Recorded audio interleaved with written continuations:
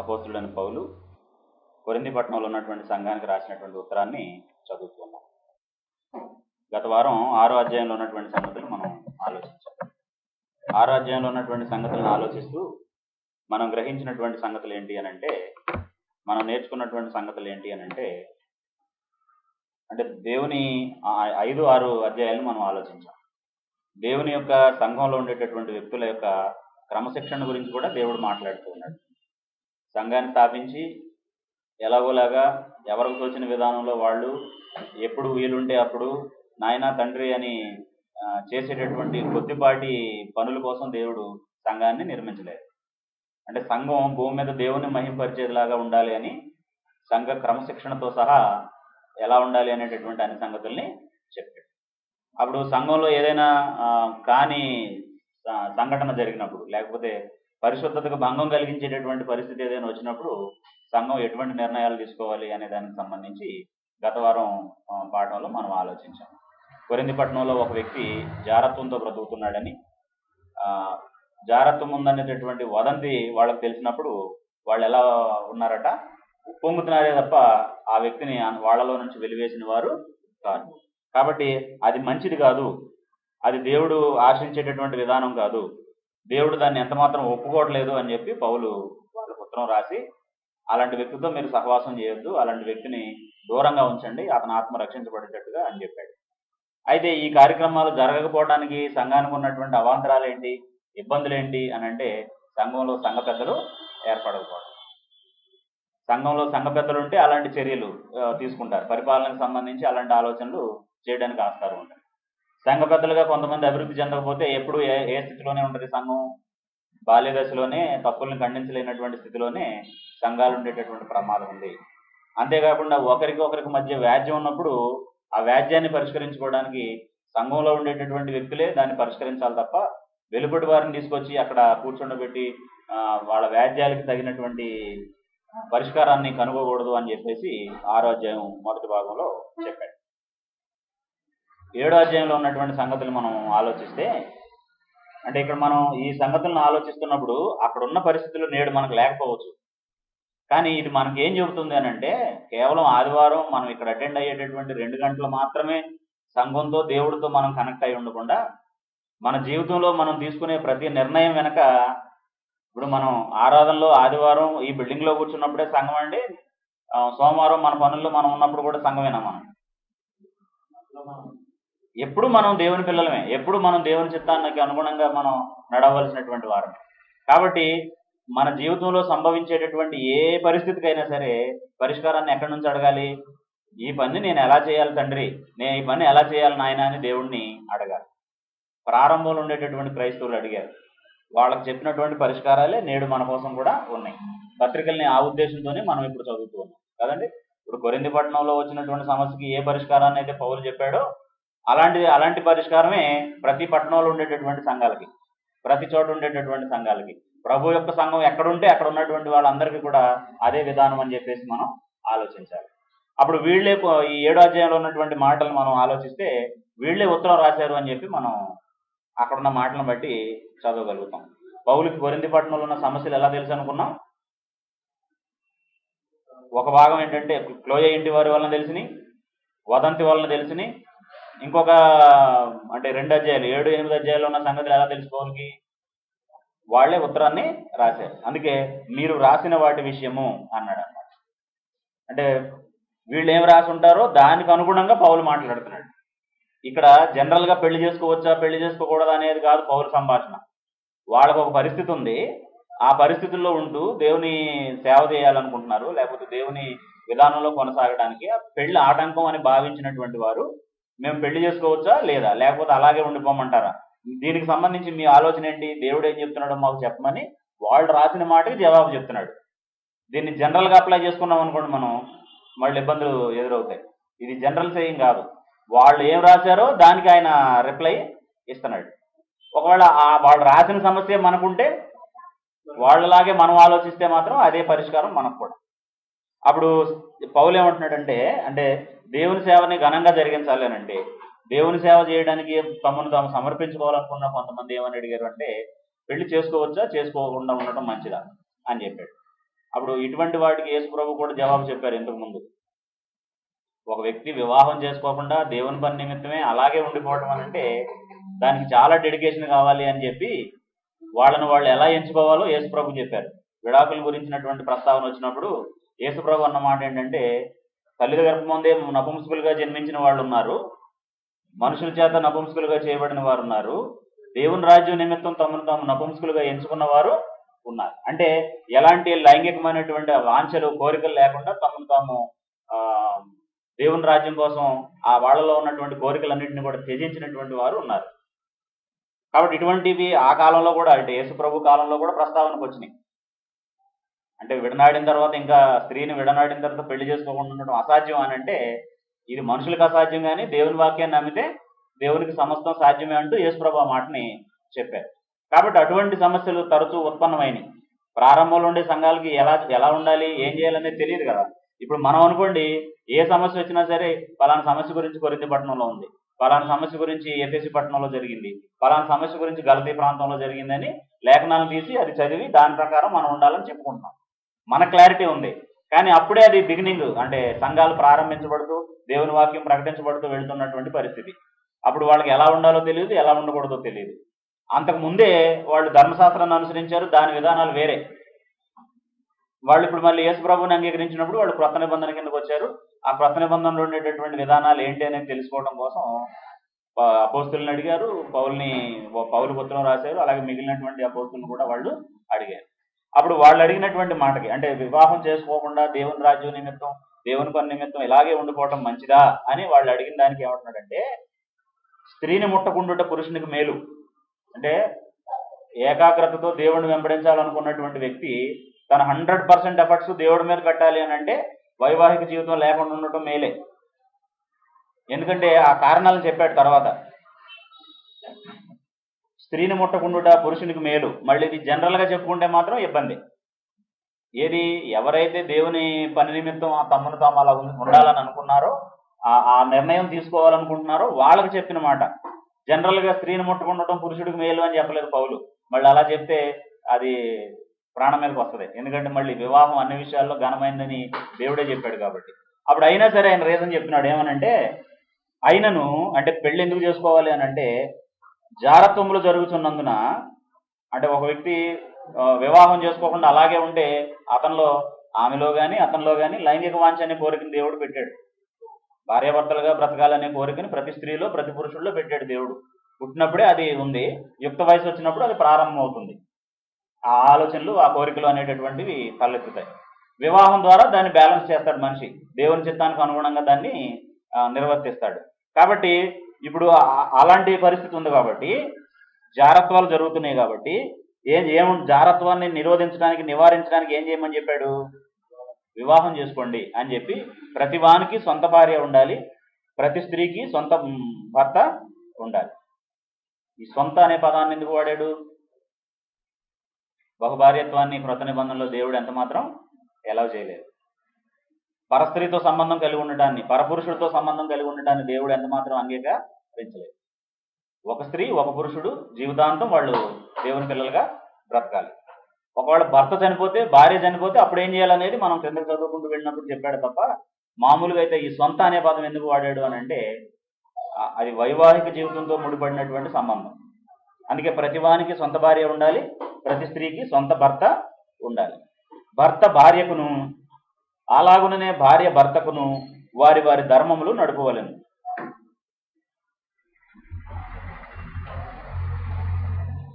ఇక్కడ ఉన్నటువంటి మాటలు మనం ఒక్కొక్కటే ఆలోచిస్తే,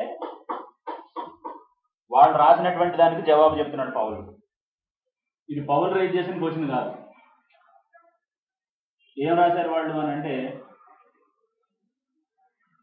వివాహాన్ని గురించి రాశారు. వివాహాన్ని గురించి జనరల్గా చేసుకోవచ్చా అనేది కాదు వాళ్ళు రైజ్ చేసిన క్వశ్చన్. దేవుని పని నిమిత్తం వివాహం చేసుకోకుండా ఉండాలనుకుంటే ఉండొచ్చా అని అడిగారు అనమాట. ఇప్పుడు జనరల్గా అయితే ఏం చెప్తాడు? ఎవరైనా సరే, ఏ అపోస్తులుడైనా లేకపోతే క్రైస్తవుడైనా జనరల్గా ఏం చెప్తాడు?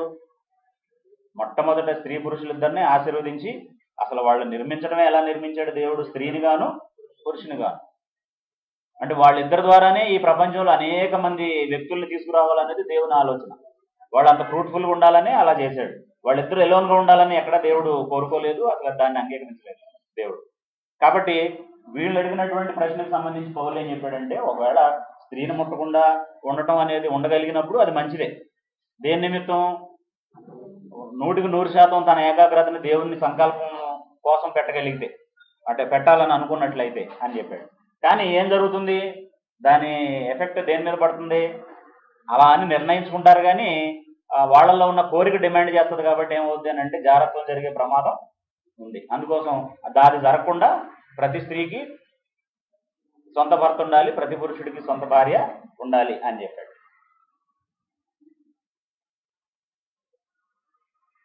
వివాహం ఏమని సలహా ఇచ్చాడు ఈయన?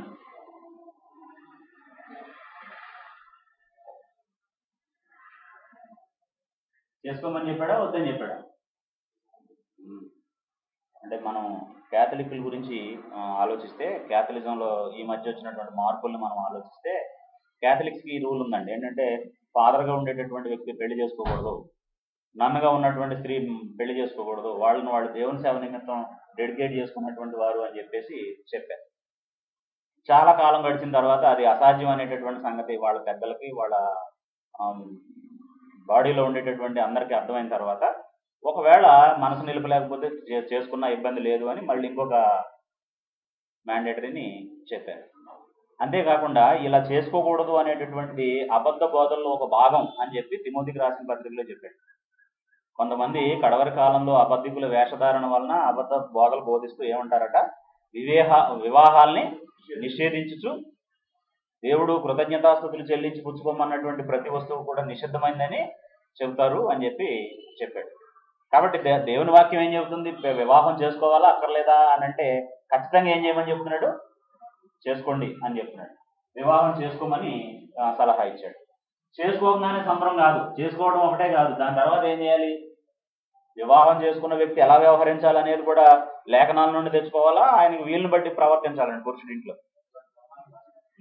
దేవుడు ఏం చెప్పాడంటే, నువ్వు వివాహం చేసుకున్నావంటే నీకంటూ కొన్ని ధర్మాలు ఉన్నాయి ఇంట్లో. స్త్రీకి కొన్ని ధర్మాలు ఉన్నాయి, పురుషుడికి కొన్ని ధర్మాలు ఉన్నాయి.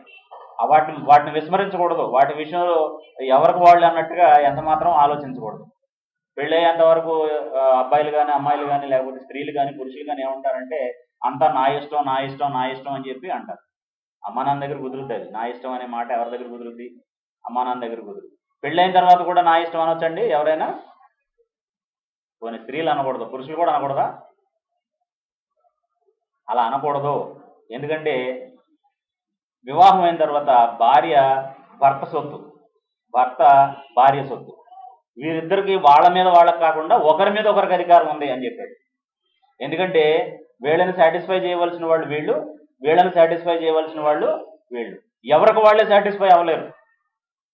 అప్పుడు వివాహం అనేది ఏం చేసిందనంటే ఇంకొక వ్యక్తి అంగీకారాన్ని సంపాదించి, అంటే ఇప్పుడు భార్యాభర్తల సంబంధంలో భార్య ఒక పురుషుణ్ణి భర్తని నీ అంత గొప్పోడు లేడు అని అంటే ఆయనకు 1000 ఏనుగుల బలం వస్తుందండి. చేసేవలే మా గొప్పగా అంటే లో బ్యాటరీ సిగ్నల్ వస్తుందండి. అంటే భర్త యొక్క శక్తిని నిర్వీర్యం చేసే శక్తి భార్యకు ఉంది, దాన్ని రెట్టింపు చేయగలిగినటువంటి శక్తి కూడా ఎవరికి ఉంది?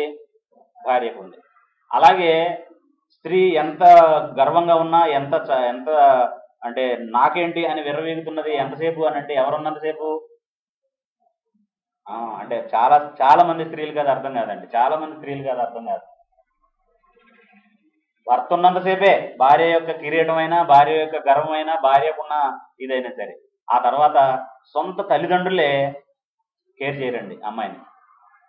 సొంత అన్నదమ్ములే ఆ రెస్పెక్ట్, ఇంతకు ముందు ఇచ్చే రెస్పెక్ట్ ఇవ్వరు. కడుపును పుట్టిన బిడ్డలే ఇంతకు ముందు ఇచ్చినంత రెస్పెక్ట్ ఇవ్వరు.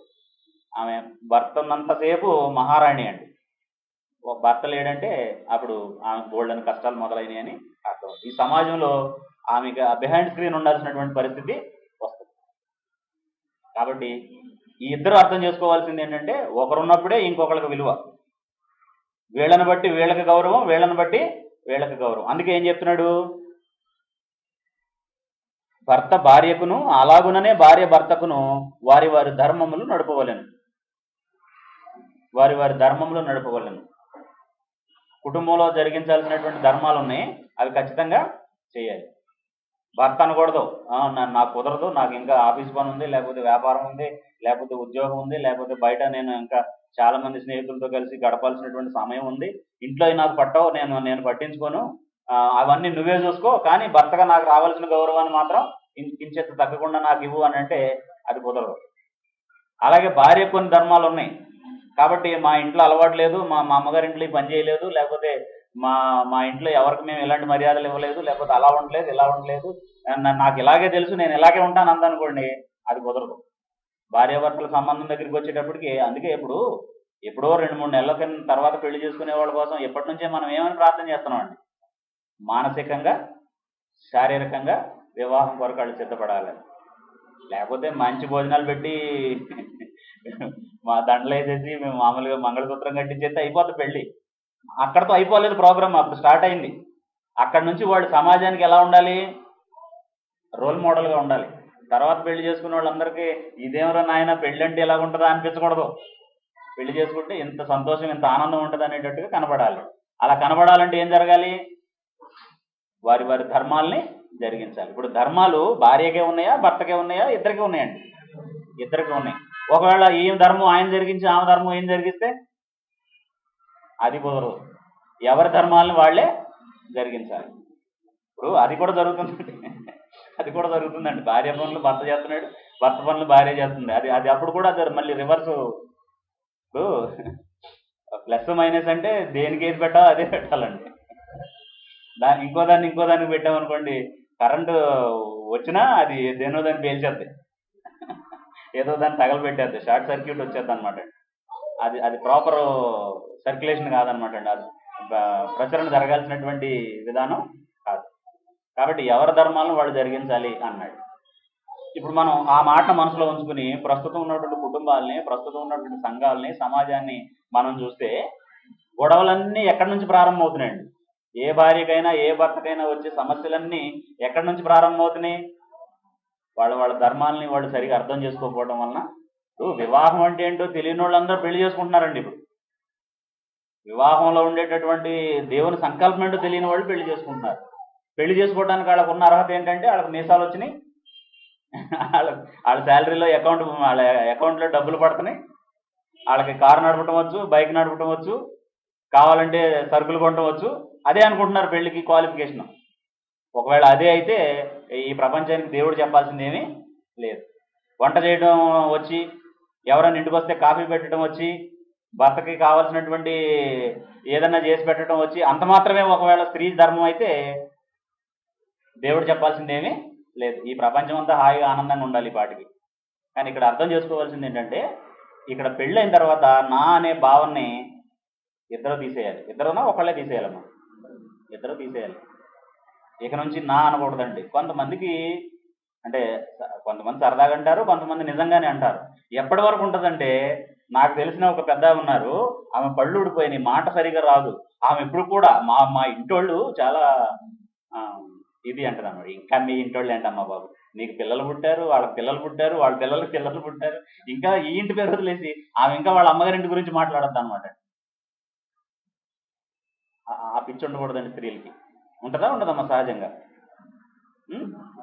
ఎప్పుడు అత్తవారింటే బంధువులు వచ్చినా సరే తల పగిలిపోద్దండి పురుషులకి. ఏమనంటే, అదిగో మీ అన్నయ్య వాళ్ళు వచ్చినప్పుడు అలా చూసావు, మా తమ్ముడు వాళ్ళు వచ్చినప్పుడు ఎలా చూసావు, అవి వస్తే రావా?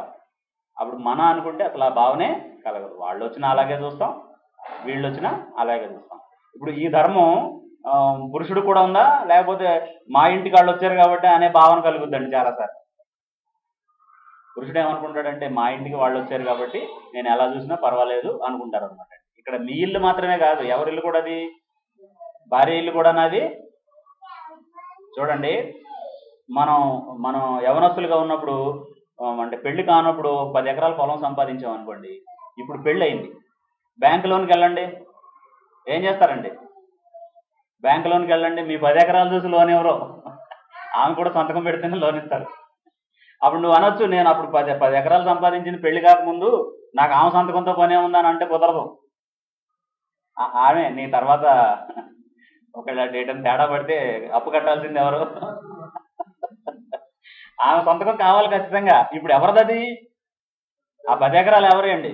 నువ్వు పెళ్ళయ్యాక సంపాదించినా పెళ్లి కాకముందు సంపాదించినా ఎవరే? ఆ ఇద్దరి అన్నమాట అండి.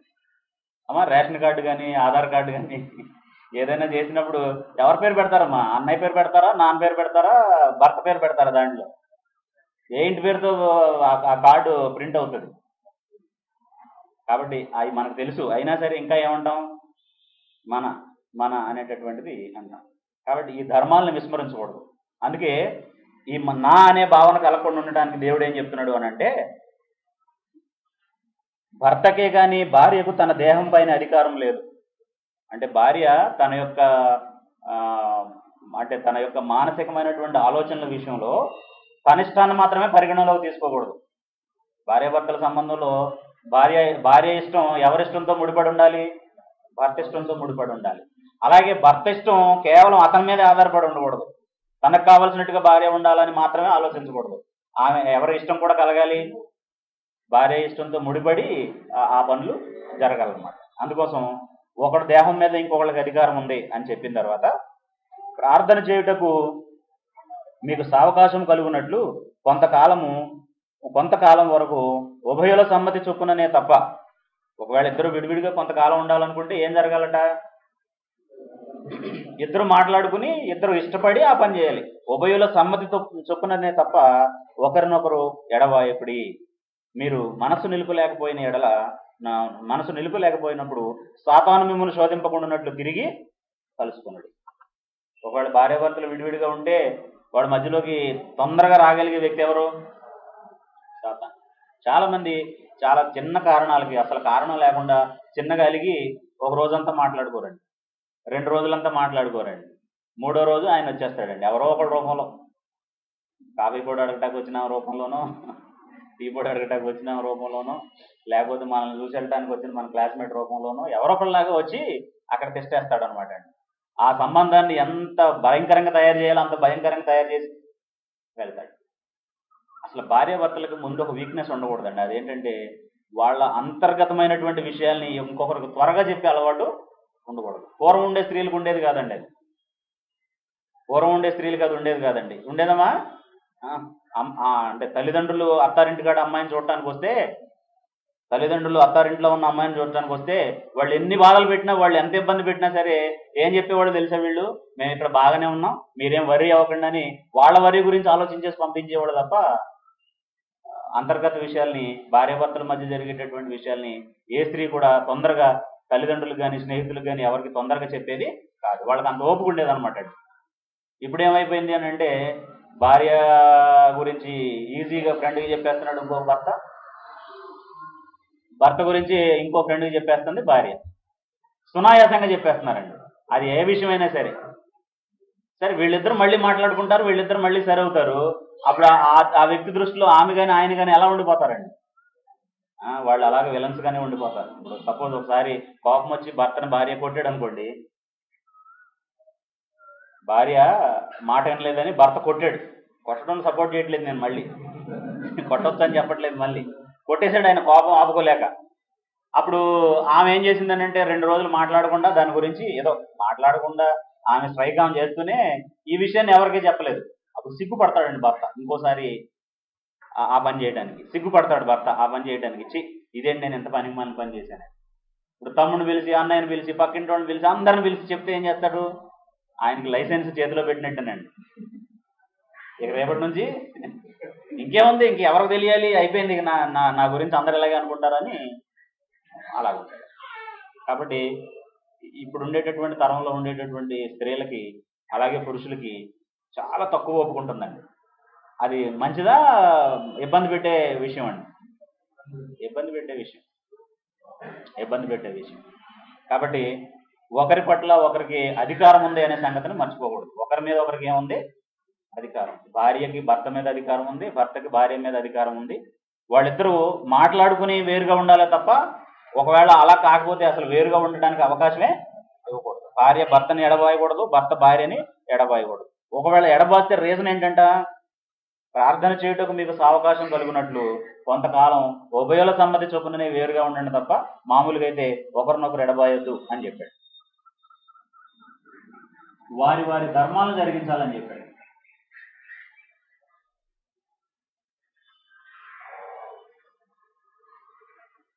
అంటే మ్యారేజ్ అనేది లైఫ్ టైం అగ్రిమెంట్ అని ఎవరికైతే అర్థమవుతుందో వాళ్ళు లాస్ట్ పీక్ స్టేజ్ వరకు ఓపిక పడతారండి. మ్యారేజ్ అంటే టెంపరీ అగ్రిమెంట్ అని ఎవరు అనుకుంటారో వాళ్ళు ఏం చేస్తారంటే ఎప్పటికప్పుడు సెటిల్ చేసుకుందామని ఆలోచిస్తారు. ఇప్పుడు చాలా మంది యవనస్తులు నేను చూస్తున్నాను. యవనస్తులు అంటే ఇప్పుడు మా తర్వాత జనరేషన్, మేము 35 అబవ్ ఉన్నాం. దానికంటే ముందు ఉన్నటువంటి వాళ్ళని మేము చూస్తే మాట్లాడితే ఏమంటున్నారు తెలుసా, అయితే సెటిల్ చేసుకుందాం. ఇది ఏమన్నా పొలం తక్కువ లేకపోతే ఏమన్నా ఏంటి ఇది సెటిల్ చేసుకోవడానికి? నీకు నచ్చలేదా? నేను చెప్పినట్టేనువా? అయితే నాకు అక్కర్లేదు, నువ్వు సెటిల్ చేసుకుందాం. సెటిల్ చేసుకుందాం, ఈ 10,000 ఈ నెలకి సెటిల్ చేసుకుందాం. 10,000 ఇస్తే ఆమెకి భర్త ఉన్నట్టు అన్నాడు. అలాగా 10,000 నెలకిస్తే ఈమె ఓకే, 10,000 నెలకి ఆమెకి ఇచ్చేస్తే ఈయనకి ఓకే. అలాగైపోయినాయి భార్యాభర్తల సంబంధం. అంత డెలికేట్ కాదండి భార్యాభర్తల సంబంధం అంటే. అది లైఫ్ టైం అగ్రిమెంట్. ఎప్పుడు విడుదల కలుగుతాడ? పెళ్లిలో ఊరికే రిజిస్టర్ గారు నోరు పారేసుకుంటాడు, మనం అనేస్తాం ఏమని, మరణం మనల్ని ఎడబాపు వరకు నమ్మకంగా నీతో ఉంటానని సంఘం ఎదుట, దేవుని ఎదుట, సువార్థికుని ఎదుట ప్రమాణం చేస్తున్నాను. కూరలో ఉప్పు తక్కువైతే ఈ ప్రమాణం వెళ్ళిపోద్ది గాలికి. చీర తేపోతే ఈ ప్రమాణం వెళ్ళిపోద్ది గాలికి. బయటికి తీసుకెళ్తానని గంట ఆలస్యంగా ఇంటికి వస్తే వెళ్ళిపోద్ది ఈ ప్రమాణం గాలికి. అప్పుడు అలాంటి బలహీనమైన సంబంధాల కారణం ఏంటంటే మన జీవితాలు దేంతో ముడిపడి లేకపోవడం, దేవుని సంకల్పంతో, దేవుని ఆలోచనతో. మనం క్రైస్తవ్యాన్ని ఎంతవరకు చూస్తున్నాం అని అంటే, ఆరాధన కరెక్ట్గా చేస్తున్నామా, ఆరాధనకు వచ్చినప్పుడు జాగ్రత్తగా ఉంటున్నామా, ఆరాధన వరకే దేవుడితో మనకు సంబంధం ఉంటుంది, మిగిలిన విషయాల్లో దేవుడితో మనకు సంబంధం ఉందన్న సంగతిని మనం మర్చిపోతున్నాం. అంటే మనం అంటే మనుషులు మర్చిపోతున్నారు. ఒకవేళ ఇక్కడున్న మనకు ఆ సమస్య లేకపోవచ్చు, కానీ ప్రపంచం క్రైస్తవ్యం అని పిలువబడేటటువంటి అందరిలో ఇది లేదన్నమాట. అందుకోసం వారి వారి ధర్మాలను జరిగించాలి. తర్వాత ఒకరినొకరు ఏం చేయకూడదట,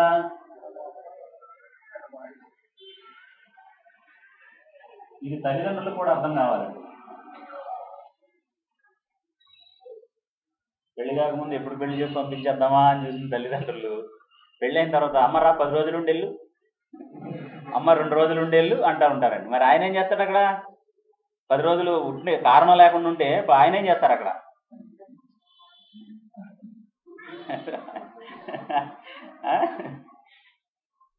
అలాగనమాట.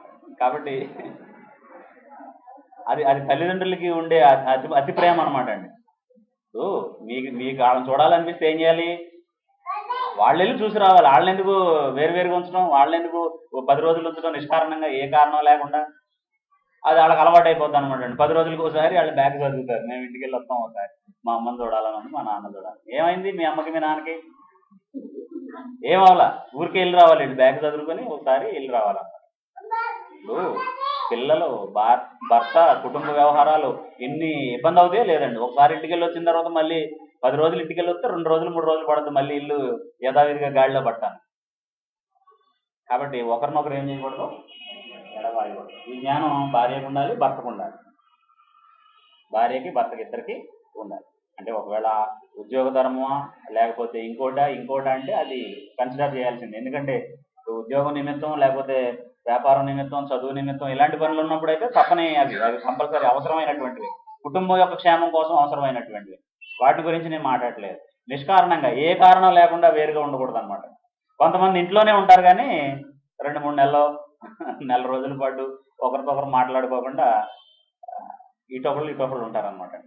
అప్పుడు కూడా ఎవరు ప్రవేశిస్తారు వాళ్ళలో, ఎవరు వస్తారు వాళ్ళ మధ్యకి, మరలా వాళ్ళు కలుసుకోలేనంతగా వాళ్ళని ఇబ్బంది పెట్టేటట్టుగా అపవాది వస్తాడు. అపవాది మధ్యలోకి వస్తే ఎన్ని తంత్రాలనైనా కల్పించగలడు. మంచిని చెడుగా చూపించగలడు, చెడును మంచిగా చూపించగలడు. అపవాదికి అవకాశం ఇవ్వకుండా ఉండటం నేర్చుకుంటే భార్యాభర్తలు వాళ్ళ జీవితాలకు తిరుగు ఉండదు. ఇప్పుడు బైబిల్లో మనం కొంతమంది స్త్రీలని, కొంతమంది పురుషుల్ని చూస్తామండి. నోవాహు ఉన్నాడు. నోవాహు కుటుంబాన్ని గురించి మనం చదివితే, అంటే అక్కడ మనకి ఇంకేమీ వివరాలు లేవు, కానీ ఎంతకాలం విశ్వాసంగా ఉన్నారు ఒక విషయంలో వాళ్ళు. దేవుడు వాడ నిర్మించుకోమని చెబితే వాడ నిర్మాణం పూర్తయ్యే సమయానికి ఎంతకాలం అండి? 100 years, 100 సంవత్సరాల పాటు వాళ్ళు ఉన్నారు. 100 సంవత్సరాల పాటు ప్రపంచమంతా వ్యతిరేకిస్తున్నా సరే నోవాహు భార్య ఆయన సపోర్ట్ చేసిందా, డిస్కరేజ్ చేసిందండి? మనకేమో 10 మంది డిస్కరేజ్ చేయంగానే భార్య అంతకంటే ఎక్కువ డిస్కరేజ్ చేసేస్తారండి. 10 మంది ఇది మంచిది కాదని చెప్పగానే భర్త అదుగు నువ్వు వాళ్ళందరి మాటలేని లేనిపోని నిన్ను నా నెత్తి మీద పడతావు, ఇది కుదరదు అని చెప్పి డిస్కరేజ్ చేసేస్తారు. కానీ 100 సంవత్సరాలు పిల్లలు కానీ భార్య కానీ ఎవ్వరు కూడా నోవాహుకి ఏం చేయలేదు, ఎదురు చెప్పలేదు, వాళ్ళ విశ్వాసాన్ని బలహీనపరచలేదు. ఓడలో ప్రవేశించేంత వరకు కూడా వాళ్ళు విశ్వాసంగానే ఉన్నారు. కాబట్టి అటువంటి కథలు చదువుతున్నప్పుడు, అటువంటి విషయాలు వింటున్నప్పుడు ఇప్పుడు దైవ నియమం చొప్పున మన కుటుంబాలను నడిపించుకోవడం అనేది సులువా కష్టం అండి. ఇప్పుడు 100 సంవత్సరాలు వాళ్ళు ఉండగలిగారు అని అంటే అసలు ఇప్పుడు మన లైఫ్ టైమే 100 సంవత్సరాలు కూడా లేదు. పెళ్ళైన తర్వాత నుంచి లెక్క పెడితే మహా అంటే ఒక 60 సంవత్సరాలు లెక్క పెట్టుకోవచ్చు, లేకపోతే ఒక 70 సంవత్సరాలు లెక్క పెట్టుకోవచ్చు. పెళ్ళైన తర్వాత 100 సంవత్సరాలు బ్రతికితే మాట. ఎందుకు తేడా వస్తుంది అని అంటే వాళ్ళు పూర్తిగా దేవుడి మీద ఆధారపడి వాళ్ళ జీవితాలను కొనసాగించిన వాళ్ళు. మనమేమో అప్పుడప్పుడు క్రిటికల్ సిచ్యువేషన్స్లో మన దైవిక సూత్రాలని మన కుటుంబాలకి అప్లై చేస్తాం. ఇప్పుడు క్రిటికల్ సిచ్యువేషన్స్లోనైనా జనరల్ సిచ్యువేషన్స్లో కూడా మనం అప్లై చేయాలండి దైవిక సూత్రాలని కుటుంబంలో ఉండే వాటికి సంబంధించి. అన్ని సందర్భాల్లో దేవుని ప్రిన్సిపుల్ కంటే, దేవుడి వాక్యం కంటే ఇంకా గొప్ప సూత్రాలు ఏమీ లేవు ఒక మనిషి ఆనందంగా ఉండటానికి, ఒక మనిషి సంతోషంగా ఉండటానికి. కాబట్టి భార్యాభర్తలు ఇద్దరు కూడా వాళ్ళ సమస్యలను పరిష్కరించుకోవడానికి, వాళ్ళకు కలిగేటటువంటి భావోద్వేగాలను అదుపు చేసుకోవడానికి ఎవరి ఆలోచనల దగ్గరికి రావాలి? దేవుని దగ్గరికి రావాలి. అందుకే వివాహం చేసుకోవాలని చెప్పాడు. ఎందుకు అంటే జారత్వం జరుగుతుంది కాబట్టి. వారి ధర్మాలను జరిగించాలని చెప్పాడు. ఎందుకంటే అలా జరిపించినప్పుడే వారు కలిసి ఆనందంగా ఉండగలుగుతారు కాబట్టి. ఒకరినొకరు ఎడబాయకూడదు అన్నాడు. ఎందుకంటే వాళ్ళ మధ్యలో ఎవరు ప్రవేశిస్తారు కాబట్టి? సాతాను ప్రవేశిస్తాడు కాబట్టి. ఆ తర్వాత ఇది నా హితోపదేశమే గాని ఆజ్ఞ కాదు, మనుషులందరూ నావలే ఉండగోరుతున్నాను. అయినను ఒకడొక విధముగా మరి ఒకడొక విధమున ప్రతి మనుషుడు తనకున్న కృపావరము దేవుని వలన పొంది ఉన్నాడు. పౌలేమో ఒంటరిగా ఉన్నాడు, అంటే ఆయనకి భార్య లేదు, లేకపోతే అసలు వివాహం అవ్వలేదు. దానికి సంబంధించి కొంచెం క్లారిటీ లేదు మన దగ్గర. ఆయనకు పెళ్ళి అవ్వలేదా, లేకపోతే అసలు భార్య లేదా, ఇప్పుడు చెప్పినట్టుగా ఎలాగే ఉండిపోయాడు అనేది తెలియదు. కానీ మొత్తానికి సింగిల్ ఆయన. అప్పుడు నా వల్లే ఉండటం మంచిది అని నేను చెప్తున్నాను, ఇది కేవలం నా హితోపదేశమే, దేవుని ఆజ్ఞ కాదు అని చెప్పి ఆయన చెబుతూ 8 నుండి 11 వచనాల్లో ఒక గ్రూప్తో మాట్లాడుతున్నాడు. వీళ్ళు ఎవరు అని అంటే పెళ్లి కాని వారు ఎలా ఉండాలి, పెళ్లి కాని వారితో మాట్లాడుతున్నాడు. వాళ్ళకి చెప్పేటటువంటి మాటలు ఇవి. పెళ్లి కాని వారికి విధవరాండ్రకి చెప్తున్నాడు.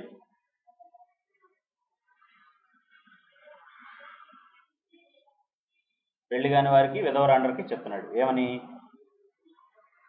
మరియు పెండ్లైన వారికి నేను కాదు ప్రభు ఆజ్ఞాపించినది ఏమనగా, భార్య భర్తను ఎడబాయకూడదు, ఎడబాసిన ఎడల పెండ్లి చేసుకొనకుండవలెను, లేదా తన భర్తతో సమాధాన పడవలెను. మరియు భార్య తన భర్తను పరిత్యజింపకూడదు అని చెప్పేసి చెప్పాడు.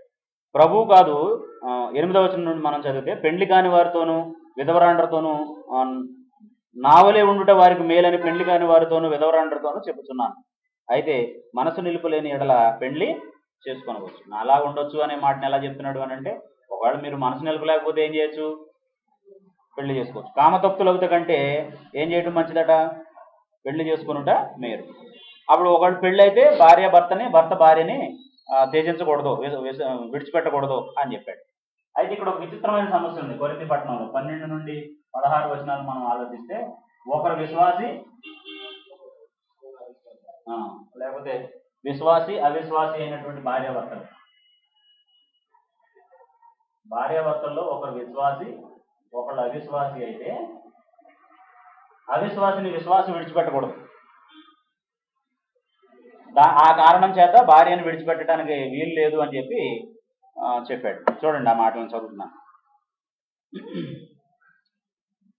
12వ వచనం నుండి మనం చదివితే, ప్రభు కాదు నేనే తక్కిన వారితో చెప్పినది ఏమనగా, ఏ సహోదరునికైనను అవిశ్వాసురాలైన భార్య ఉండి ఆమె అతనితో కాపురము చేయని ఇష్టపడిన ఎడల అతడు ఆమెను పరిత్యజింపకూడదు. అవిశ్వాసురాలైన భార్య ఉండి అతనితో కాపురం చేయడానికి ఆమె ఇష్టపడితే, నువ్వు అవిశ్వాసివి, నేను నీతో కాపురం చేయను అని అనకూడదు. అది ఎవరికి తగింది కాదు. అసలు విడనాటం అనేది ఎవరికి తగిన లక్షణం కాదు, విశ్వాసకు తగింది కాదనమాట. అంటే మనం ఒకవేళ ఏ వ్యక్తి అయినా సరే భార్యని విడనాడాలి అనే భావనకు వస్తున్నాడు అని అంటే అతను విశ్వాస త్యాగం చేస్తున్నాడు అనే సంగతిని మర్చిపోకూడదు. మరి ఎలాగండి ఈ బాధని ఈ ఇబ్బందిని ఎదుర్కోవటం అని అంటే దానికి కొన్ని పరిష్కారాలు ఉన్నాయి. దాని ప్రకారం నువ్వు నడవాలి తప్ప ఆ నిర్ణయానికి అసలు రాకూడదు. తర్వాత, మరియు ఏ స్త్రీకైనా అవిశ్వాసి అయిన భర్త ఉండి ఆమెతో కాపురం చేయని ఇష్టపడిన ఎడల అతడు ఆమెను ఆమె అతనిని పరిచయింపకూడదు. అవిశ్వాసి అయిన భర్త భార్యను బట్టి పరిశుద్ధపరచబడును. ఇప్పుడు భర్త అవిశ్వాసి అయితే భార్య ఎలాగా ఆయన్ని విశ్వాసిగా మార్చాలి? ఎలా మార్చాలండి? నాలాంటి వాడు ఇంటికి వచ్చినప్పుడల్లా ఈయన అసలు చెప్పిన మాట ఏంటండి బ్రదరు, ఈయనకి దేవుడు అంటే లెక్కలేదండి బ్రదరు, ఈయన అసలు దేవుని వారికి లోపడ్డండి బ్రదరు అని చెప్తే తొందరగా మారిపోతాడు ఆయన. అంతేనండి? అప్పుడు ఆయన ఏ కోణంలో చూడటం మొదలు పెడతాడంటే, నువ్వు విశ్వాసవా, మరేది నాకు మంచినీళ్ళు ఇవ్వే టైంకి, నువ్వు విశ్వాసవా, మరేది నేను ఇంటికి రాగానే నాకు భోజనం పెట్టవే, ఇంటికి రాగానే నాకు కావాల్సిన ఇవ్వవే, ఇదేనా మీ బైబిల్ చెప్పేది, ఇదేనా మీ దేవుడు చెప్పేది అని ఈయన పెద్ద ఇది మొదలు పెడతాడు. ఇది బ్యాలెన్స్ చేయడం చాలా మందికి తెలియట్లేదండి. హెబ్రోను ఆ ఫెలోషిప్లో ఉన్నటువంటి కొందరు స్త్రీలు, కొంతమంది సోదరులు నాకు తెలుసు. వాళ్ళు ఏం చేస్తారంటే, అంటే హెబ్రోన్ వాళ్ళు అందరూ అలా చేస్తారని నా భావన కాదు సుమా. మీరు కానీ ఈ వీడియో చూసేవాళ్ళు కానీ మళ్ళీ హెబ్రోన్ వాళ్ళ గురించి నేను చెప్పాను అనుకోవద్దు. ఆ సహవాసంలో ఉండే కొంతమంది, నాకు తెలిసిన కొంతమంది గురించి నేను చెప్తున్నాను. వాళ్ళు ఏం చేస్తారని అంటే అతి భక్తిని కలిగి ఉంటారండి. అతి భక్తి అనేది ఎలా ఉంటుందో నేను చెప్తాను. భర్తకి 9 గంటలకు ఆఫీసు, ఆయన లేచి గబగబా స్నానం చేసి ఆయన సూట్ కేసు చదువుకొని ఆయన కావాల్సిన అన్ని థింగ్స్ అన్ని అక్కడ పెట్టుకుని టిఫిన్ కోసం ఎదురు చూస్తూ ఉంటాడు. అప్పుడు ఏమేం చేయాలండి? పక్క గదిలో కూర్చుని ముసుగేసుకొని బైబిల్ చదువుకుంటూ ఉంటుందండి. ఆయనకి టిఫిన్ పెట్టి పంపించే టైమేనా బైబిల్ చదువుకోవడానికి 24 గంటలు ఉన్నది? అప్పుడు ఆయన మండిపడిపోతాడు అనమాట అండి. అప్పుడు ఏం చెప్పుద్ది? వాళ్ళ నాన్నగారు వచ్చినప్పుడు, వాళ్ళ అమ్మగారు వచ్చినప్పుడు ఏం చెప్పుద్ది అంటే, బైబిల్ చదువుతుంటే కళ్ళల్లో నిప్పులు పోసుకుంటున్నాడండి నేను అంటాను. బైబిల్ చదివినందుగా టిఫిన్ పెట్టినందుకు ఆయన కోపం వచ్చింది. దేనికి వచ్చింది? నీ ధర్మం నువ్వు జరిగించాలి కదా. ఆయన వెళ్ళిపోయాక ఏం చేస్తావు? ఇప్పుడు ఆయన ఆఫీస్కి వెళ్ళిపోతాడు, బైబిల్ చదువుకోవడానికి డేలో ఇక టైం ఉండదా? ఖచ్చితంగా ఆయన వెళ్ళే ముందే చదువుకోవాలా? అప్పుడే ప్రార్థన చేసుకోవాలా? నీకు భక్తి లేదు, నీకు ప్రార్థన అంటే ఇష్టం ఉండదు, అందుకే ఇలా తయారయ్యో అని చెప్పేసి వాళ్ళతో వాదం పెట్టుకుంటారు. అప్పుడు వాళ్ళు ఇంకా దూరంగా వెళ్ళిపోతారు అనమాట అండి. పేతురు రాసిన మొదటి పత్రికలు ఏమన్నాడు అని అంటే, సాధువైనట్టు మృదువైనట్టు గుణం అనేటటువంటి అక్షయ అలంకారం ద్వారా అవిశ్వాసులైనటువంటి భర్తలను కూడా ఏం చేయొచ్చు అంటే మీ పవిత్ర ప్రవర్తన వలన రాబట్టవచ్చు. ఏమన్నా అన్నప్పుడు ఓపికతో ఉండి ఆయన ఎలా ప్రవర్తిస్తున్నాడు, ఆయనకు కావాల్సినవన్నీ, ఆయన ధర్మాలన్నింటినీ ఆయనకు జరిగిస్తూ ఉంటే నా భార్యలాగా నేను ఎందుకు ఆలోచించలేకపోతున్నానని ఆలోచన ఒక్కరోజైనా రాదా? వస్తుందా? రాదండి. ఆలోచింపజేస్తాం మనం ఉండాల్సినట్టుగా మనం ఉంటే. మనం ఇంకోలా ఉండి మనకు కావాల్సినప్పుడు అలా డిఫెన్స్ కోసం దేవుడిని అడ్డం పెడితే అలాగే పురుషులు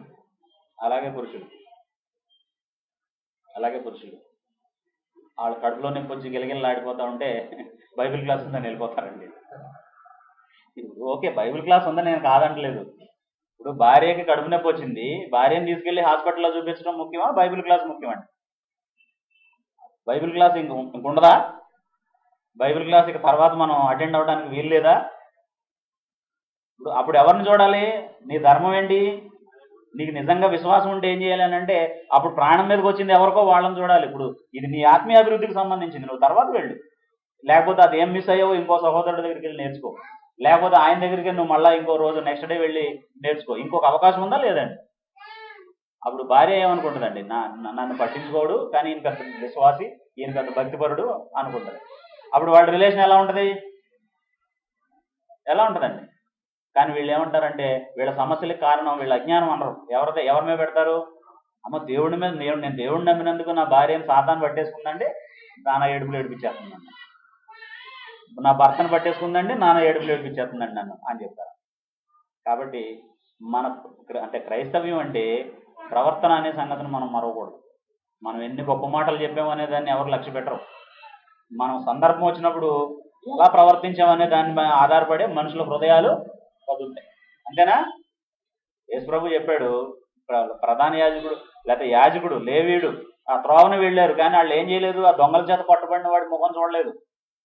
ఓ సమరయుడు ఆడికి దేవుని వాక్యం తెలియపోయినా సరే ఏం చేశాడు?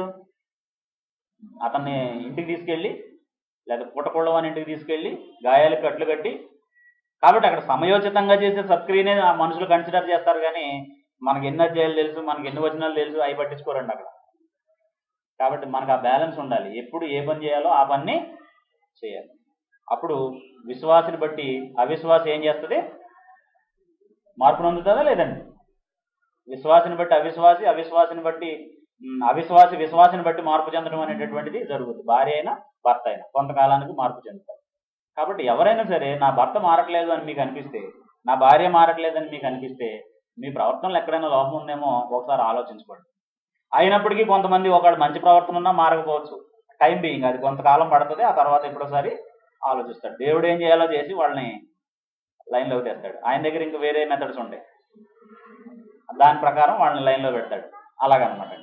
కాబట్టి అవిశ్వాసి ఏం చేయకూడదు అంటే, అవిశ్వాసి కాపురం చేయడానికి ఇష్టపడితే విశ్వాసి ఏం చేయకూడదు? వాడిని విసర్జించకూడదు, లేదా పరిత్యజించకూడదు. 15వ వచనంలో ఏమన్నాడంటే, అయితే అవిశ్వాసి అయిన వాడు ఎడబాసినా ఎడబాయవచ్చు. అట్టి సందర్భంలో సహోదరునికైనా సహోదరికైనా నిర్బంధము లేదు. అవిశ్వాసులు వాళ్ళకి నియమం లేదు కాబట్టి కలిసి ఉండాలనుకుంటే కలిసి ఉంటారు, విడిపోవాలనుకుంటే విడిపోతారు. అలాగే అప్పుడు ఏమంటున్నాడంటే, సమాధానముగా ఉండుటకే దేవుడు మనల్ని పిలిచి ఉన్నాడు. భార్యతో కానీ భర్తతో కానీ ఎలా ఉండటానికి పిలిచాడట దేవుడు మనల్ని? ఈ మాటలో కిచెన్లో ఒక బోర్డు, బెడ్రూమ్లో ఒక బోర్డు, హాల్లో ఒక బోర్డు, గుమ్మం దగ్గర ఒక బోర్డు పెట్టు. గుమ్మం దగ్గర ఉండాలి, ఎందుకంటే బయట నుంచి బాగా బగబగలాడుతూ వస్తాం. ఇంట్లోకి వచ్చేటప్పటికి ఆ బోర్డు చదువుకుని వెళ్తే మంచిగా. బయటదంతా తీసుకొచ్చి ఇంట్లో పెడతాం, లేదంటే ఒకసారి ఎండ బాగా ఉంది, ఆ కోపం తీసుకొచ్చి ఎవరి మీద చూపిస్తాం? ఎండ సూర్యతాపాన్ని తీసుకొచ్చి ఎవరి మీద చూపిస్తామండి? ఇంట్లో వాళ్ళ మీద అరుస్తాం. అప్పుడు లోపలికి ఎంటర్ అయ్యేటప్పుడు ఆ మాట చదువుకుని కూలికి వెళ్ళాలన్నమాట. సమాధానంగా ఉండటానికి దేవుడు పిలిచాడు, గొడవ పడటానికి పిలవలేదు. అందుకే సమాధానాన్ని మనం వెతికి ఏం చేయాలట? వెంటాడాలి. శక్యమైతే అన్ని సందర్భాల్లో సమాధానంగా ఉండటానికి ప్రయత్నం చేయాలి. ఈరోజు ఇంటికి వెళ్దాం, ఇంటికి వెళ్ళేటప్పుడు కనుక నా మాట వినకపోతే నేను చేస్తానని అనుకుని వెళ్ళకూడదు. అలాగ అనుకుని ఇంటికి వెళ్ళకూడదండి. అలాగ అనుకుని వెళ్తే ఆ కోణంలోనే చూస్తాం మనం, ఆ కోణంలోనే చూస్తాం. వాళ్ళ మీద పోట్లాడటానికే కారణాన్ని ఎత్తుక్కుంటాం అనమాట. ఈరోజు ఇంటికి వస్తాడు, నేను అడిగిన తేకపోతే చేయాలి ఆయన పని అనుకుంటే, అంతకుముందే కొన్ని సీరియల్లో వస్తాయి, అందులో బోల్డ్ అని విద్యలు నేర్పుతారంటాడు. ఏం చేయాలి, ఎలా చేయాలి, ఎక్కడ కొడితే మాట వింటారనేది చక్కగా క్లియర్ కట్గా కొత్త కొత్త పందాల్లో ఇప్పుడు చెప్తున్నారండి. అవి చూసి బాగా ప్రిపేర్ అయి ఉండాలన్నమాట అండి ఆయన వచ్చేటప్పటికి. అప్పుడు సమాధానం ఎక్కడ ఉంటుంది ఇళ్లలో? అప్పుడు భార్యాభర్త ఒకరినొకరు కరుచుకుంటున్నారు, ఒకరితో ఒకరు సమాధానంగా ఉండట్లేదు. దాని ఇంపాక్ట్ ఎవరి మీద పడద్దండి? పిల్లల మీద పడుతుంది. వాళ్ళు ఇప్పుడైతే పవిత్రులు, ఒకవేళ మీరు అలాగే కంటిన్యూ అయితే మాత్రం వాళ్ళు అపవిత్రులు అవుతారని చెప్పాడు పౌలు. ఎందుకంటే ఒకళ్ళేమో దేవుడు లేడంటారు, ఒకళ్ళేమో దేవుడు ఉన్నాడంటారు. అప్పుడు వీళ్ళు ఆలోచిస్తారు, మమ్మీ దేవుడు ఉన్నాడంది, డాడీ దేవుడు లేడన్నాడు, డాడీ దేవుడు ఉన్నాడన్నాడు, మమ్మీ దేవుడు లేడంటుంది. మనకి ఎందుకు అసలు ఈ గొడవ? ఇప్పుడు ఈయనేమో విగ్రహాలను పూజిస్తాడు, ఈమెమో యేసుప్రభుని పూజిస్తుంది, లేకపోతే దేవుడిని పూజిస్తుంది. అప్పుడు నాది రైట్ అని ఏమంటే, నాది రైట్ అయితే నీదంటే పిల్లలు ఎలా తయారవుతారంటే అసలు దేవుడు లేడనే వాళ్ళలాగా తయారవుతారు. కాబట్టి అవిశ్వాసిని ఎంత త్వరగా మార్చుకోవాలి అనే దానికి సంబంధించి కంకణం కట్టుకోవాలన్నమాట అండి. ఏ స్త్రీ అయినా ఏ పురుషుడైనా సరే తన భార్యను రక్షించుకోవడానికి, తన భర్తను రక్షించుకోవడానికి ఎటువంటి త్యాగానికైనా సరే వెనకాడినటువంటి స్థితిలో ఉండాలి. ఈ 6 నుంచి 12 వచనాల్లో, 12 నుండి 16 వచనాల్లో ఈ మాటల్ని చెప్పాడు. ఇంతకుముందు చెప్పాను నేను. 25వ వచనం నుండి మనం ఆలోచిస్తే 32 వరకు కన్యక విషయం ప్రభు యొక్క ఆజ్ఞ ఏంటి అనేది చెప్పాడు. అదంతా మీరు చదవండి. నేను అంటే దాని గురించి ఇప్పుడు ఎక్స్ప్లెయిన్ చేయాల్సినటువంటి అవసరం ఉందని నేను అనుకోవట్లేదు. ఎందుకంటే అప్పటి సమస్య అది. కుమార్తెకు పెళ్లి చేయకుండా ఇంట్లో ఉంచవచ్చా ఉంచకూడదా అనేటటువంటిది అప్పుడున్న తండ్రుల సమస్య, అప్పుడున్న వాళ్ళు. ఇప్పుడు మనకు తెలిసి మనం ఎవరు వాళ్ళకి అనుకోం కదా, బిడ్డకు పెళ్లి చేయకుండా ఇంట్లో ఉంచేయాలా ఉంచకూడదా అని అలాంటి ఆలోచనలు ఇప్పుడు మనం ఎవరు కూడా చేసే ప్రసక్తి లేదు. కానీ అప్పుడు వాళ్ళు ఆలోచించారు అలాగా. అలా అడిగిన దానికి పౌలు చెప్పినటువంటి జవాబు. అయితే ఇక్కడ పెళ్ళైనటువంటి వాళ్ళ గురించి ఒక మాట చెప్పాడు. ఎందుకన్నాడో, స్త్రీని ముట్టకుండా పురుషుడికి మేలు అన్నమాట దేవుని పని నిమిత్తం సమర్పించుకోవాలనుకున్న వాళ్ళకి 32వ వచనంలో మాట చెప్పాడు. మీరు చింతలేని వారై ఉండవాలని కోరుతున్నాను. పెండ్లి కాని వాడు ప్రభువును ఎలాగ సంతోషపెట్టగలనని ప్రభు విషయమై కార్యములను గురించి చింతించుతున్నాడు. పెళ్లి కాని వాళ్ళు ఎవరిని సంతోషపెట్టాలని ఆలోచిస్తున్నారట? ప్రభు విషయమైన కార్యాల గురించి ఆలోచిస్తున్నారు. పెండ్లైన వాడు భార్యని ఎలాగ సంతోషపెట్టవలనని లోక విషయమైన వాటిని గురించి చింతించుతున్నాడు. అంటే ఒక టార్గెట్ దేవుడిని సంతోషపెట్టడం అయితే, ఒకవేళ మీరు అనుకున్నట్టుగా చేసుకోవాలా అక్కర్లేదంటే చేసుకోకుండా ఉండటమే మంచిదంటాక ఈ మాట చెప్పాడు. భార్యను సంతోషపెట్టకూడదు, దుఃఖ పెట్టాలని చెప్పడానికి చెప్పలేదు. మళ్ళీ ఆ ప్రిన్సిపల్ని రివర్స్లో ఎవరు అర్థం చేసుకోవద్దు. భార్యను సంతోషపెట్టడం పాపం అని ఎవరు అనుకోవద్దండి. భార్యను సంతోషపెట్టకపోతే ఏడ్చేది ముందు మనమే. ముందు బాధపడేది ఎవరు? దాని ఇంపాక్ట్ ఎవరి మీదకి వస్తుందండి? ఆ కుటుంబం మీదకి, ఆ వ్యక్తి మీదకే వస్తుంది. భార్యను సంతోషపెట్టడం తప్పు అంటలేదు పౌలు ఇక్కడ. నువ్వు దేవుడిని ప్లీజ్ చేయాలనుకుంటే, ఒకడు పెళ్లి చేసుకోకుండా ఉంటే నీ మనసంతా దాని మీద పెడతావు అని చెప్పాడు. అప్పుడు దానికి కూడా చాలా డెడికేషన్ అవసరం. ఇలా అంటే 40 వచనం వరకు, చివరి వరకు కూడా అనేక విషయాల్ని, అంటే కుమార్తెకి పెళ్లి చేయాలనుకున్నవాడు చేయొచ్చా, లేకపోతే స్థిరచిత్తుడికి ఎలా ఉండాలి అనేటటువంటి విషయాల్ని చెప్పాడు. సో ఇక్కడ ఉన్నటువంటి 7వ అధ్యాయంలో వాళ్ళు రాసినటువంటి మాటలను బట్టి, ప్రస్తుతం ఉన్న మన పరిస్థితులను బట్టి మనం ఆలోచించేటటువంటి విషయం ఏంటంటే, ఆరాధన ఎలా చేయాలి అని అంటే మనం ఆర్గ్యూ చేస్తాం, ఆత్మతో సత్యంతో చేయాలి, అలా కాకపోతే అది ఆరాధన కాదు అని చెప్పేసి. బాప్తిస్మం ఎలా పొందాలి? ఉంచబడాలి, చిలకరింపు ఇవ్వకూడదు అని ఆర్గ్యూ చేస్తాం. మరి భార్యాభర్తల సంబంధం ఎలా ఉండాలి అని అంటే, మా తాత ఇలాగే ఉన్నాడు, మా నాన్న ఇలాగే ఉన్నాడు, నేను ఇలాగే ఉంటాను, నా కొడుకు కూడా ఇలాగే ఉండమని నేర్పుతాను అంటున్నారు. మరి ఇప్పుడు ఈ 2 విషయాల్లో నువ్వు ఇంత కరెక్ట్గా సత్యమే ఇదే రైట్ అన్నవాడివి, కుటుంబం విషయంలో కూడా దేవుని చిత్తం చొప్పున ఉండాలి అని ఎందుకనవు? అంటే దీన్ని ఏం చేసామన్నమాట? ఏ సర్కిల్లో నుంచి రిమూవ్ చేసాం? దేవుని ఆధీనంలో ఉండాలి అనే దానిలో నుంచి పక్కన పెట్టామన్నమాట. అందుకు ఇది అప్లై అవ్వట్లేదు. కాబట్టి ఉపవాస ప్రార్థనలు చేసే స్త్రీలు, ఎంతో భక్తిగా బ్రతికేటటువంటి స్త్రీలు దేవుడితో వ్యవహరించేటప్పుడేమో అలా ఉంటారు, భర్తతో వ్యవహరించేటప్పుడేమో ఇంకోలాగా ఉంటారు. ఇప్పుడు దేవుడితో భర్తతో ఒకేలాగా వ్యవహరించాలా, లేకపోతే భర్తతో వేరేగా దేవుడితో వేరేగా వ్యవహరించాలండి? ఇప్పుడు దేవుడితో మనం ఎలా వ్యవహరిస్తున్నామో దేవుడు చెప్పినట్టుగానే భర్తతో అలాగే ఉండాలా, అక్కర్లేదా? అలాగే ఉండాలి. స్త్రీలారా, మీరు మీ భర్తలకు ఏమై ఉండమన్నాడు? లోబడి ఉండండి. లోబట్టం అనేది ఎవరికి చేస్తాం మనం? దేవుని పట్ల లోబడి ఉంటాం. అలాగే ఏం చేయమని చెప్పాడు? లోబడి ఉండండి అని చెప్పాడు. ఇలా చేసినటువంటి మొట్టమొదటి స్త్రీ ఎవరండి? ఈ లోబడేటటువంటి విషయంలో ఎవరు గొప్ప అంటే, అసలు ఇటు నుంచి రాకూడదండి ఆ జవాబు. వెళ్తుంది. ఎవరు కుమార్తెలు అవుతారమ్మా అలా లోబడితే? శారా కుమార్తెలు అవుతారు. ఎందుకంటే తన భర్తను ఏమందంటే ఆమె చదువులేక, అంతే కదా, శారాకి చదువు లేదు కాబట్టి యజమానుడు అంది. మనలాగా చదువుకుని ఉంటే యజమానుడు అని ఉండేది కాదు కదా. అంటే రాను రాను ఎంత మోడర్న్ అయిపోతుంది కాలం. భార్యాభర్తల మధ్య సంబంధం అని అంటే పేర్లు పెట్టి పిలుచుకునే స్టేజ్ కూడా దాటేశారండి ఇప్పుడు. పూర్వం ఏ భార్య అయినా సరే తన భర్త పేరుని నోటితో ఉచ్చరించాలంటే ఇబ్బంది పడేది. పురుషుడు కూడా నా భార్య అని ఘనంగా చెప్పుకునేవాడు తప్ప పేర్లతో పిలిచేవాళ్ళు కాదండి. ఇప్పుడు ఏమైపోయిందంటే భార్యాభర్తల సంబంధం వాళ్ళు పిలుచుకునే పిలుపులు ఎలా ఉన్నాయని అంటే అరే ఒరే అనుకుంటున్నారండి. ఆ అబ్బాయి అమ్మాయిని ఒరే అరే అంటున్నాడు, ఏం కూడా అరే ఒరే అంటాను. చూసేవాళ్ళకి ఎంత ఇనసొంపుగా ఉంటుందో ఆ మాట కదా. కాబట్టి అన్ని విషయాల్లో మనం ఎలా ఉండాలి అంటే, నేను ఎప్పుడు ఒక విషయాన్ని చెప్తానండి. 1990లో నేను ఈ చొక్కాని ఇంత చక్కగా కుట్టించుకుని వేసుకోలేదు. అప్పటికిప్పటికీ నేను చొక్కా వేసుకునే విధానంలో బోల్డంత మార్పు వచ్చింది. నా క్రాఫ్ ఇలా లేదు. 90లో క్రాఫ్ చేయించుకునే విధానంలో చాలా సృజనాత్మకత వచ్చింది, అంటే మార్పు వచ్చింది.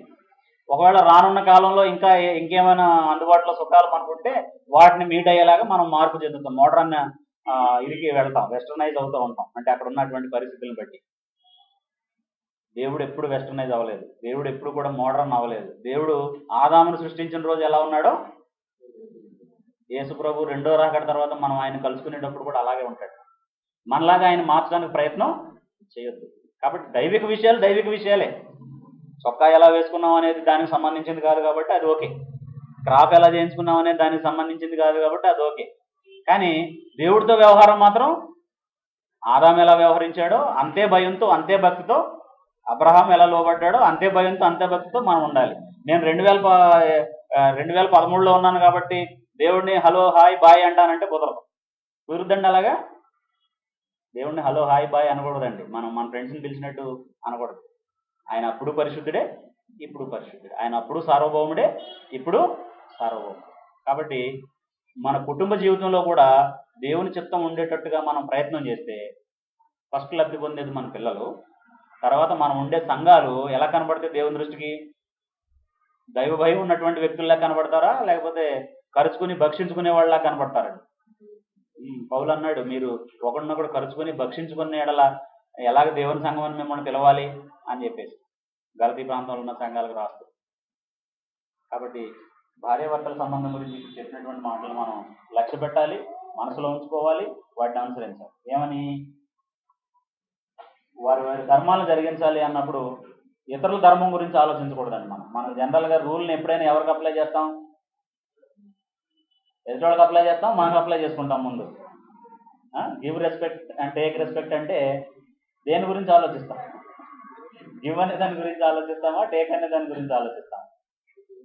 నేనంటే అసలు ఆయన గౌరవం లేదు అనుకుంటాం తప్ప నేను ఎంతవరకు అతను గౌరవిస్తున్నాను అనే దాని గురించి పట్టించుకుంటాం. కానీ ధర్మాలు అన్నప్పుడు నా ధర్మాన్ని నేను ఎంతవరకు నిర్వర్తిస్తున్నాను అనే దాన్ని ఆలోచిస్తే చాలా సమస్యలు తగ్గిపోతాయి, చాలా సీరియల్స్ ఆగిపోతాయి కదా. ఇప్పుడు అంతా ఆ బర్న్ చేసే పని మీదే ఉన్నారండి వాళ్ళు.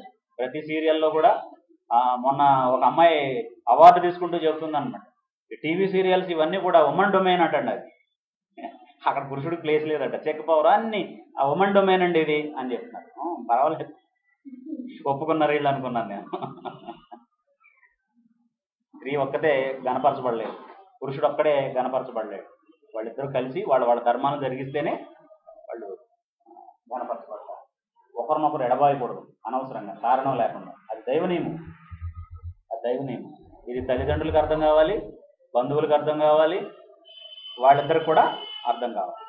ఒకళ్ళు మన పిల్లలకు పెళ్లి చేస్తే మనకు కూడా అర్థం కావాలి ఏంటంటే మాటిమాటికి అది అబ్బాయి కానీ అమ్మాయిని కానీ వాళ్ళు వేరుగా ఉంచడం కాకుండా వాళ్ళు ఒకటిగా ఉండడానికి మేము ఎంతవరకు ఆలోచించాలో అంత ఆలోచించాలన్నది. వాళ్ళ మీద బెంగ పెట్టే వేళ్ళు చూసి రావాలి కానీ మాటిమాటికి వాళ్ళని ఒక 4 రోజులు 10 రోజులు వేరుగా ఉంచే పని చేయకూడదు.